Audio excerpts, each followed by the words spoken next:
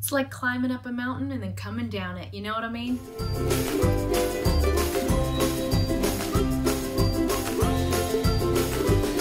there, welcome back to my channel. A few weeks ago on my online community, Pleasant Financial Conversations for Women, I was talking about the retirement mindset.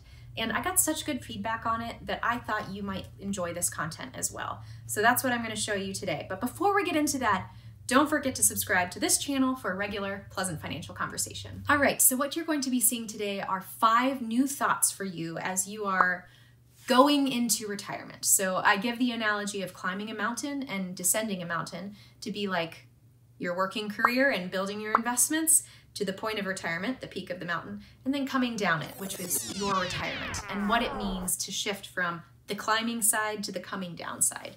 And so I hope you enjoy this video today. So this shift from accumulation, building during our career, to decumulation, where we're drawing from our investments and preserving them, is a huge mental shift, and it requires you to be quite thoughtful in the way that you are viewing your money. And so there are 5 pointers that I wanted to talk about today. So this first one is more of a question for you. This is one that I would encourage you to sit down and journal about maybe if you are approaching retirement. And that is, what does it mean to shift from trading your time, your energy, your effort for a paycheck to drawing from your savings, your investments, and freeing up your time, your energy? That's a huge shift in the way that we approach life. I am working for a paycheck as I'm in my career. Well, now I don't need to work for the paycheck. I have freed up my time, I've freed up my resources, I've freed up my brain space. Now I get to do something with that. So something for you to journal about.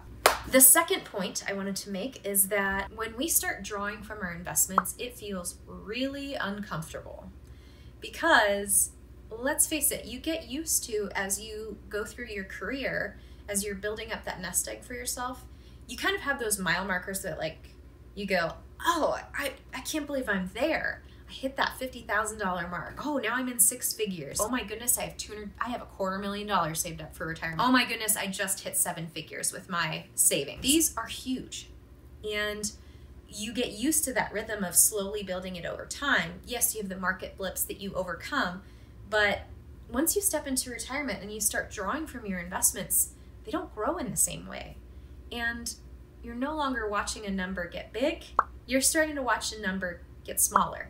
And so a lot of times I've noticed that my clients have some anxiety with trying to take out money for their normal living expenses. So I just want you to think about 2 things. And the first is, it's going to be very healthy for you to decide how you want to take your income for the year.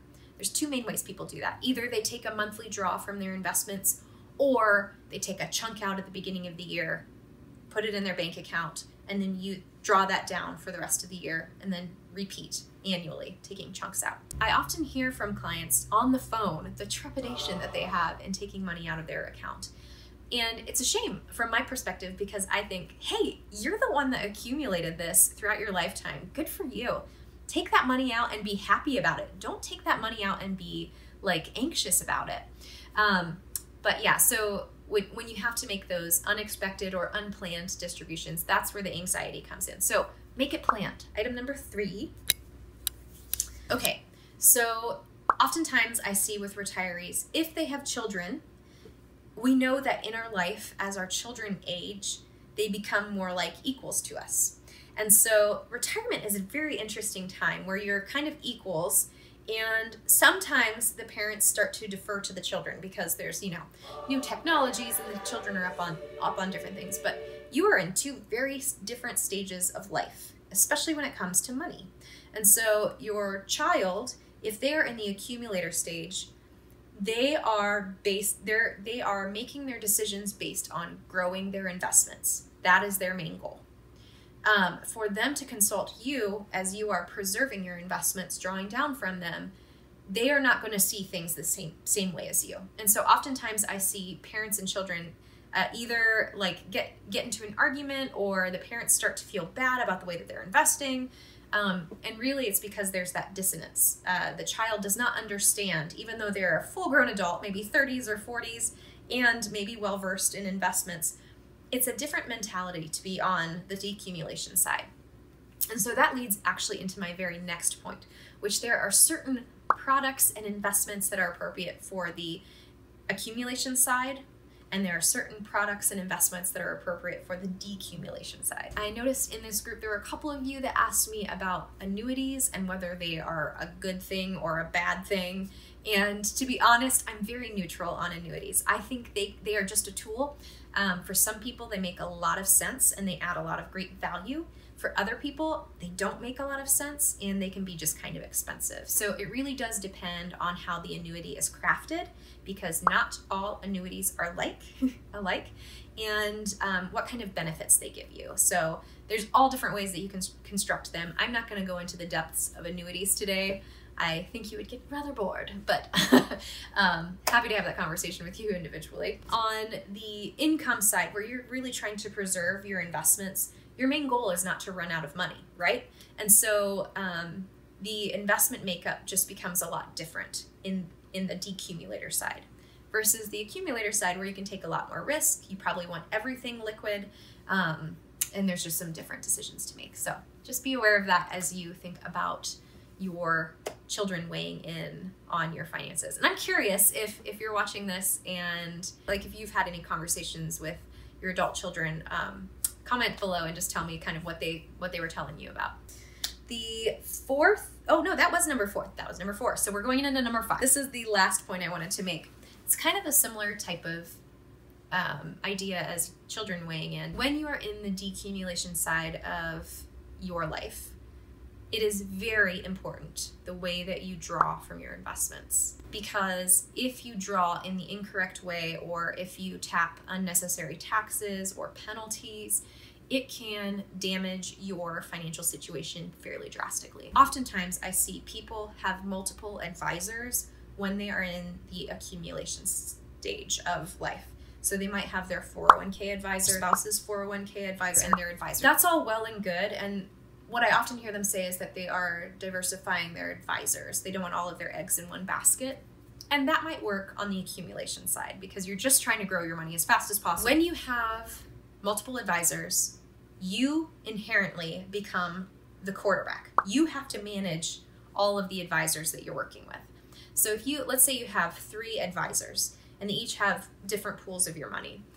Well, they each have different methodologies of going about investing, and they are not going to agree. And even further so, if you have a need to take out money, let's say it's that $20,000 example again. I'd like to take $20,000 out now, and you go to each advisor, they are going to tell you different places to take that money. And they'll have it for different reasons. And let's just say not everybody is so others focused. They will often self-serve. So if advisor A has an account and they say, I don't really want you touching that account, you need to go to advisor B. And then advisor B says, oh no, don't touch my account, go to advisor C.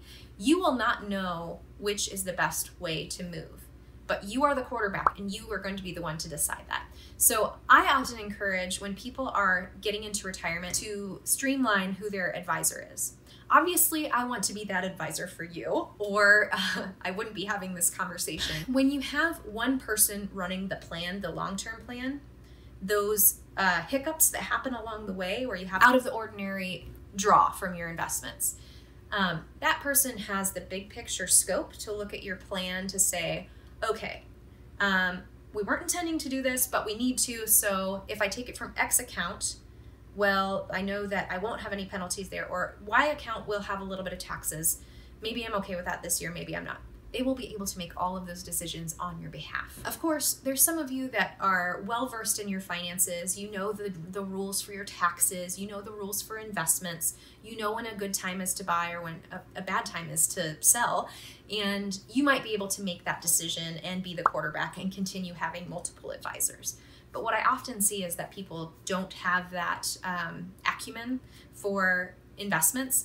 And so that's why I say you really want to consider drilling down to one person that you absolutely trust, that maps out the long-term plan and helps you stick to it, but then also helps you navigate, because obviously life changes on a dime and we have to navigate and make changes to the plan. All right, friends, that's all I have for today. Thank you so much for tuning in. I appreciate it as always.